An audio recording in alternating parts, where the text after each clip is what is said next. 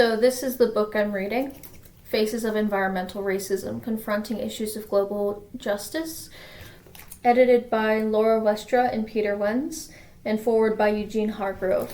I've noticed it at my university's library because it had a praise section with notes from Angela Davis.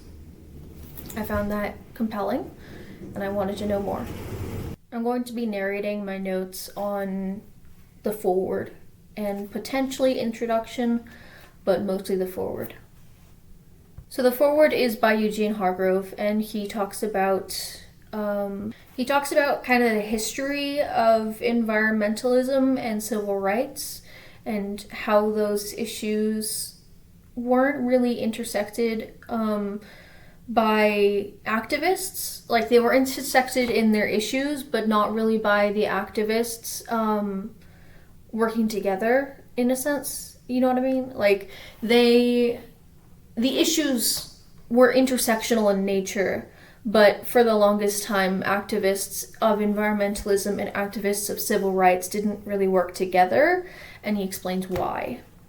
So on page IX, he said, environmentalists are not especially concerned or interested in talking about human rights, preferring to speak about rights for nature instead. And environmental ethicists who have been unable to come up with a theory of rights for nature are busy trying to develop alternative terminology to express the environmentalists' intuitions. To date, the effort to replace talk about the rights of nature with talk about the intrinsic value of nature is not going well. Advocates of the civil rights movement, on the other hand, though they have spent a great deal of time defending a host of human rights, have seldom focused on the right to a safe and healthy environment, and have seen little need to work with environmentalists who they frequently consider to be part of the system to which they are opposed. My note in this section is just a question basically saying, environmentalists didn't always focus on the human rights aspect of nature and sustainability, because I didn't know that.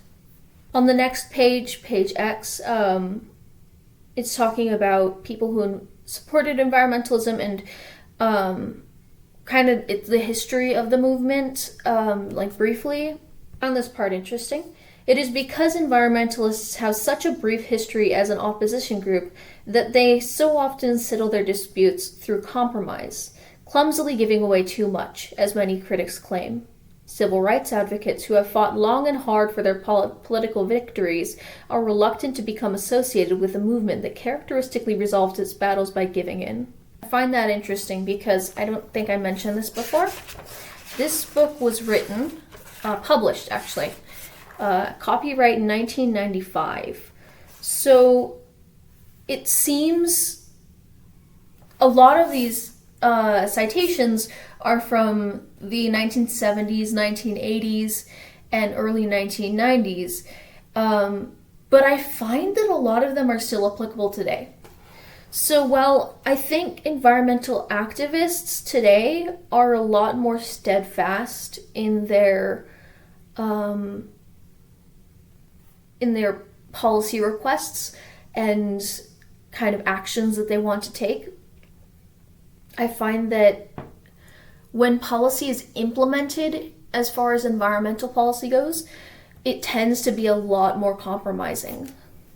Hargrove then goes on to define anthropocentrism, which is supposed to be a traditional position that viewed nature as being solely instrumentally valuable to humans. To counter this position, non-anthropocentrists developed theories to permit the valuing of nature for its own sake without reference to human benefit, by establishing the presence of an objective intrinsic value in nature independent of human judgment. I find that on its own to be compelling of non-anthropocentrism, and that anthropocentrism would be, it does seem regressive when described like that, but as I read on, it did seem like non-anthropocentrists were misanthropic, and Hargrove agrees. You'll see why. So, talking about misanthropy, one early example is J. Baird Callicott's remark in his seminal paper, Animal Liberation, a Triangular Affair, that the extent of misanthropy in modern environmentalism may be taken as a measure of the degree to which it is biocentric. As support for this assertion, Callicott pointed to Edward Abbey's often quoted remark that he would rather shoot a human than a snake, and to Garrett Hardin's recommendation that people who have accidents in wilderness areas not be rescued because doing so would violate the pristine purity of wilderness areas and ruin the experience for others. As Hardin put it, making great and spectacular efforts to save the life of an individual makes sense only when there is a shortage of people. I have not lately heard that there is a shortage of people. And this is something that the author kind of goes on about this quote and how people were misanthropic. But I just want to note that I feel like that mindset is a very seems to be very influenced by like supply and demand economics, you know? Like, that's the way I see it, that something is only valuable if it's scarce, and that it becomes less valuable as it grows more in population. And I just find that to be a very harmful mindset to apply to not only like humans, but life in general. The author states, the author quotes Paul Taylor's Respect for Nature. And he quotes this specific part: in the contemporary world, the extinction of the species Homo sapiens would be beneficial to the Earth's community of life as a whole. He concludes that our presence is not needed. The next step on the slippery slope is Rick Scarce's Eco Warriors, which advocates the extermination of humankind as an environmental cure-all. So at this part, I made a note saying, reminds me of the people who were misanthropic during COVID. And then below that, I put an arrow and put bingo, because you'll see what happens next. So during COVID, I'm hoping most of you were alive and seeing things during COVID, or not seeing, but like knowing of things, you know? From my experience during COVID, a lot of people were seeing humanity as not something that was affected by the actions of a few people in power, who were, suffering as a result of powerful corporations and people doing bad things, but that they seemed to see it that humanity was evil, and that being home proved that humanity was evil because nature would heal when humans weren't present. I find that mindset to be very misanthropic. This next part pisses me off. Says, Scarce quotes with approval a remark by an anonymous writer using the pseudonym Misanthropy that if radical environmentalists were to invent a disease to bring human population back to ecological sanity, it would probably be something like AIDS. I wasn't alive during the 80s and 90s, but from what I've read, that type of mindset that AIDS was like, not necessarily that it was sent down by God to cure the human population of sin, although that was something that a lot of people believed, but that it was moral. That AIDS had a moral value and that moral value was positive. And that frightens me. That is scary. I made a note on here that misanthropy reminds me of the Northerners during Winter Storm Uri. So, obviously not every single Northerner was like that. Winter Storm Uri, if you don't know, was a winter storm. A lot of blizzards came to Texas, I believe Louisiana, and Oklahoma. Mostly Texas was affected from what I'm aware of. I was in Texas at the time. And people were claiming, some people, were claiming that if it's so bad, then Democrats should go down and shovel the snow or whatever. Those aren't the people I'm talking about. I'm talking about the people who were saying it was good that Winter Storm Uri affected so many Texans because that Texas was a red state and they saw that as being worthy of a death sentence by by blizzard. And that basically it was like natural selection. And that is awful. I don't need to explain why that's awful, but that was something that I saw a lot of people say, at least online, and it was scary. So on the next page, page XII, the author talks about callous attitudes, at least in my words, callous attitudes toward discrimination from misanthropes, and I find this part to be compelling. The point of most misanthropic statements, moreover, seems to be to shock the people into reassessing the human-nature relationship so that they will come to see that nature should count too. The rhetoric, nevertheless, makes it more difficult for environmentalists and environmental ethicists to think about and feel genuine concern for humans who have been marginalized environmentally.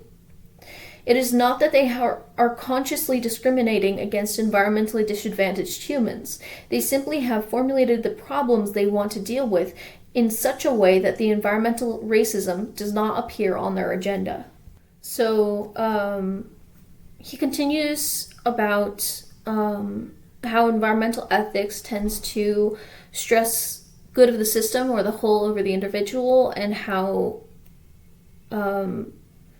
it's the good of the species is independent of individual members, a regard for individual, safety, rights, well, not rights, but safety mostly. It says this low regard for the individual in environmental ethics literature is another reason why civil rights advocates can rightly be nervous about environmentalist objectives. To be sure, there is one ethical/political theory in human ethics with good credentials.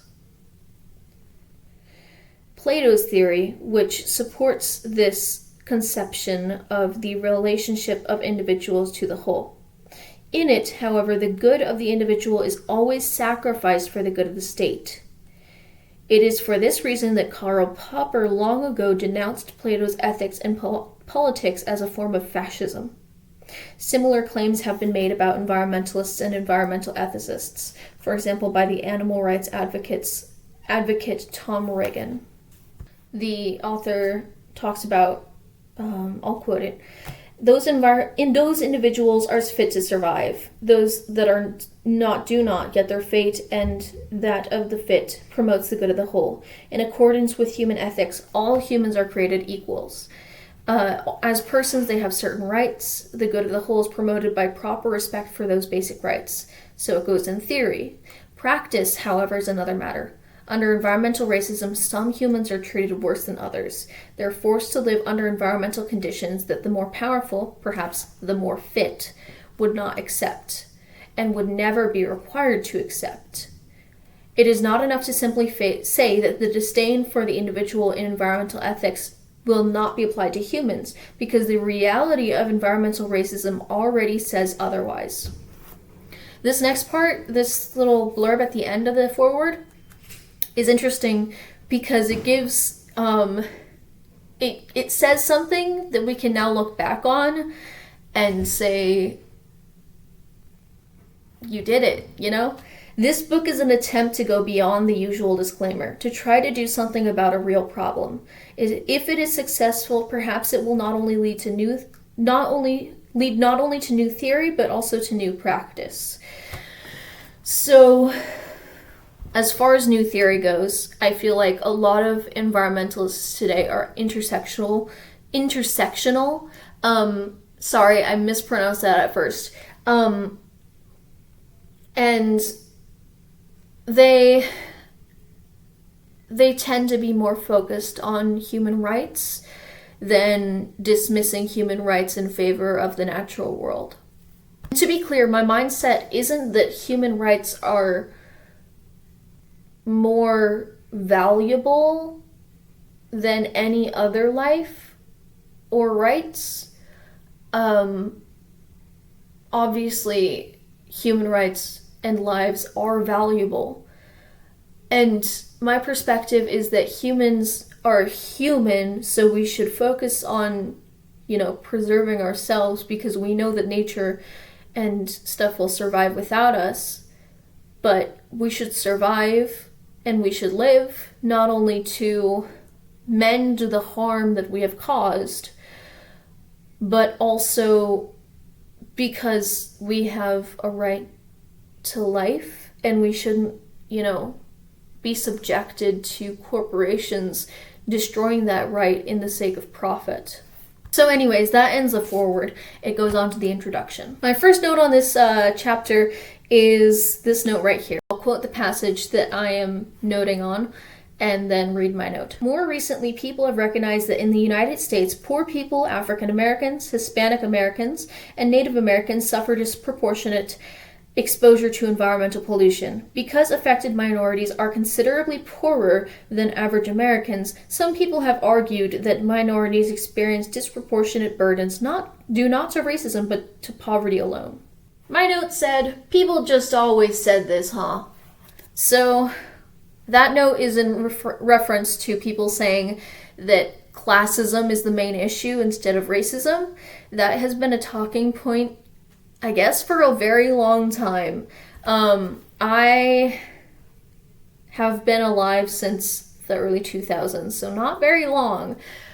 But I remember in the 2010s when people would post online about anti-feminism, anti-SJW, whatever, and a lot of their arguments revolved around racism, quote-unquote, doesn't exist today, quote-unquote, and saying that classism is the main issue. I disagree. The author disagrees.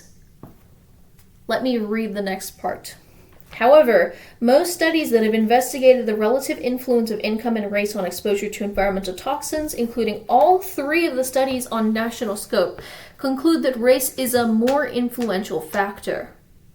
For example, the United Church of Christ study of 1987 concludes the proportion of minority members in communities with commercial hazardous waste facilities is double that of communities without such facilities. Where 2 or more such facilities are found, the proportion of minority members is nearly triple than that in otherwise comparable communities. In fact, the best predictor of where to find hazardous waste is to classify communities by race, not income or real estate values. The study's director, Benjamin Chavez, coined the term environmental racism.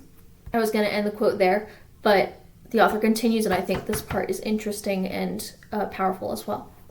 Other studies reveal that damage awards for violations of environmental standards are lower in minority communities, and government-mandated cleanup efforts are slower and less thorough. So not only do these hazards exist in the first place more in minority communities, and you'll see the authors talk about how these hazards exist after they're established as minority communities, so it's not like minorities are simply moving into hazardous areas for fun or something. Not only that they're building hazardous waste centers, stuff like that, in minority communities, but cleanup efforts are slower and less thorough, and that the environmental standards are lower. So under liberty and justice for all, where, This next part is simply evil. There's a quote from a guy who I can describe as nothing but evil. I will quote it right here without any context, because the context will say enough.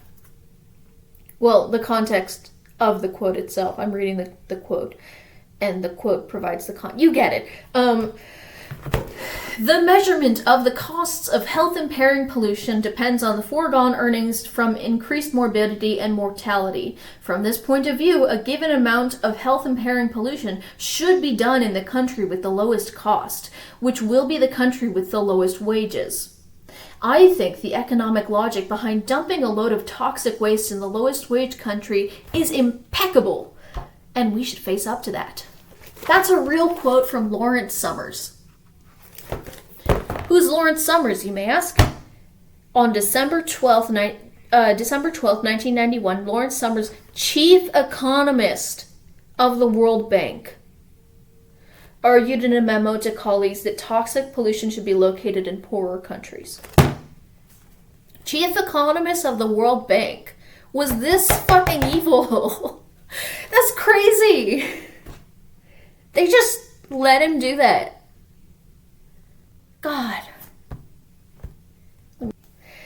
They then write, the authors then write, editors at The Economist found that on the economics, these points are hard to answer. Which, like,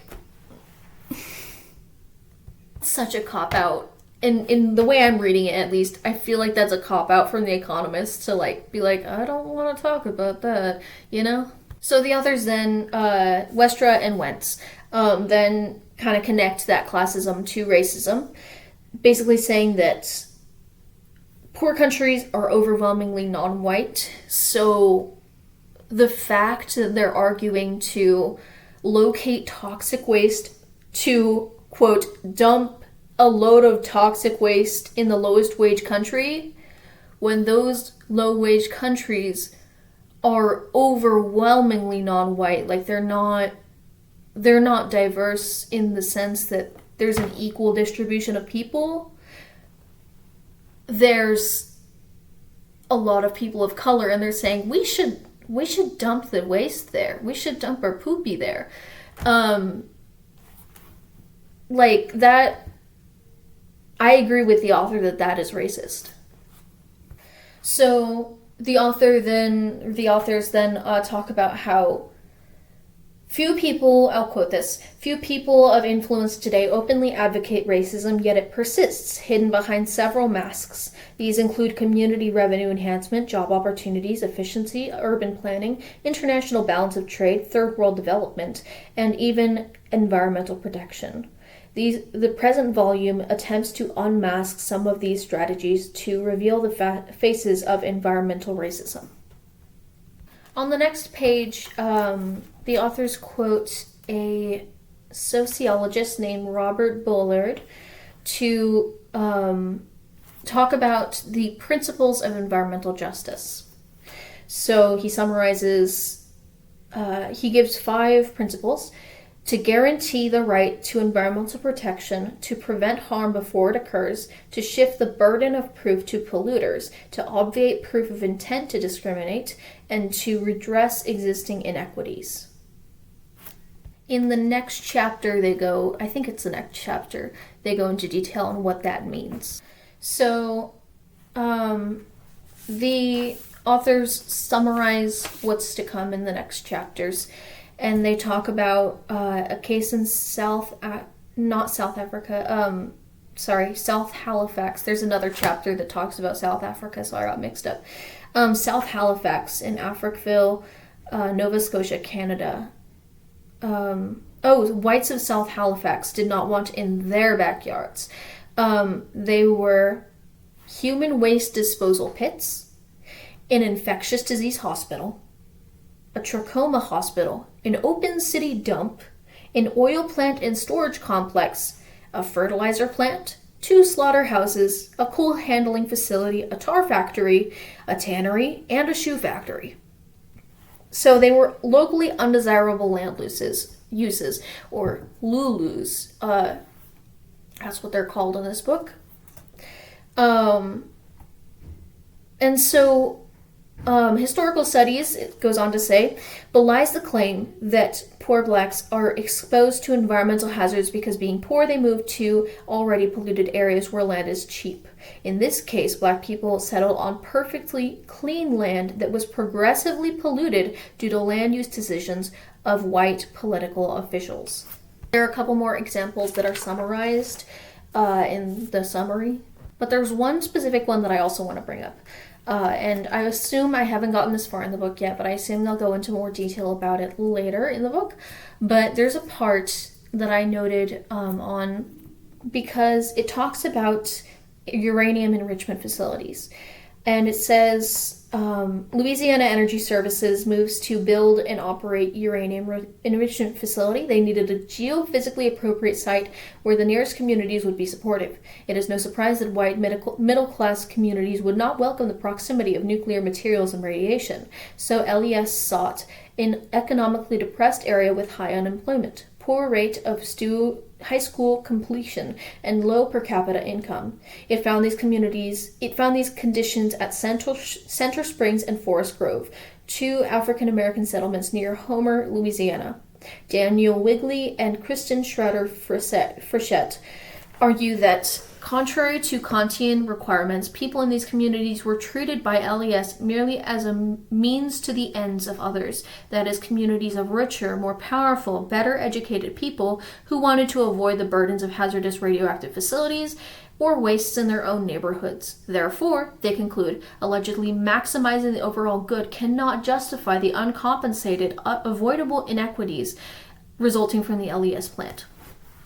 So I noted on this because, quoting myself, I never really considered intersectional factors of nuclear energy creation.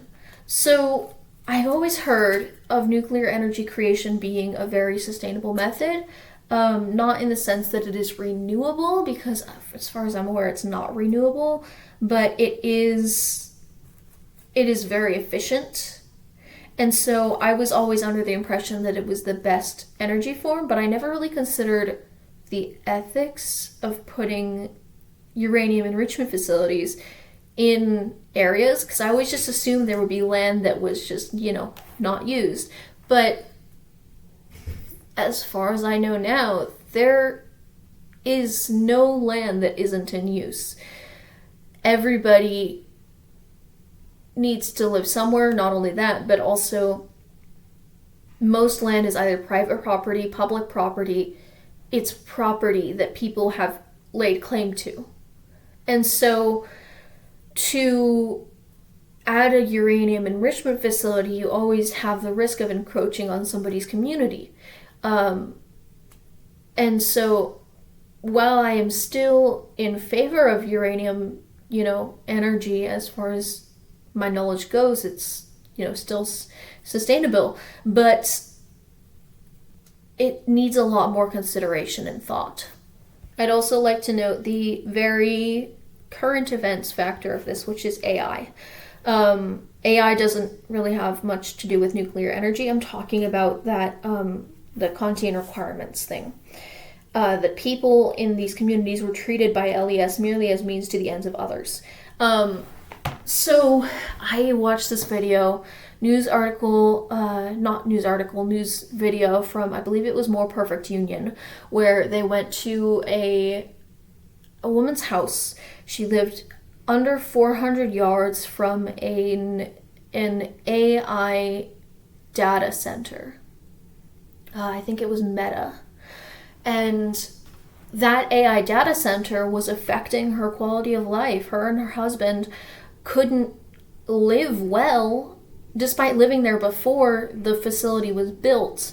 They couldn't live well because the facility was hogging all the water. Their water pressure was terrible, and their electricity bill was really high. I don't remember if it was because the data center was using so much energy that it required more energy to do basic tasks where she was, or whether it was because they were just straight up pawning off their energy bills onto her. I wouldn't be surprised at the latter one, but I don't remember, so I don't want to claim exactly that one yet. So that reminds me of this. This reminds me of that. This is another important part. Writing about international relations, Schroeder-Frechette has called it the isolationist strategy, whereby people who create and profit from dangerous substances and processes are isolated from negative consequences through export. So I see this in relation to not only environmental factors, but also labor. That labor is being exported, and those conditions of cheap production, those really bad labor conditions, are being exported to other countries. And I think of Temu off the top of my head, where it's it's cheap labor and it's exploitation of labor and human rights, pretty much, to export the production of plastic garbage to other countries where people aren't being paid enough, so that people in, developed first world countries don't have to face those conditions. And now we're seeing with the tariffs that it's only really seen as valuable when it is cheap like that. And I think that's something to think about, if that makes sense. People are only willing to pay for that cheap plastic garbage when it is cheap like that, even if it includes exploiting other people's labor. And the author continues on the point about isolation as strategy in a domestic context, saying environmental racism, both in North America and elsewhere, is the practice of viewing minority communities as means to the majority's ends, and of burdening the disempowered with what no one else is prepared to accept, or of furthering the economic success of some at their expense. Another part I find interesting. One wonders in that case how close are the concepts and the practice of isolation and segregation, and how it can be that so many regular citizens are and socially aware, as well as politically correct corporate citizens who would not dream of openly hiring or promoting in a discriminatory manner, or speaking for supporting school or housing segregation practices, have no qualms about following these practices environmentally. I think the same thing applies to AI and exploiting labor abroad. It is for this reason that we have spoken of masks and hidden faces. Once one begins to scratch below the surface, the same ugly attitudes and practices that are universally condemned by morality and prescribed by the law are still present, although they manifest themselves in new and different ways. This will be equally clear when we analyze some cases and issues in the African continent. So this next paragraph talks about European colonization of Africa, and there's some connections I made to current world stuff in the next page. I will read it.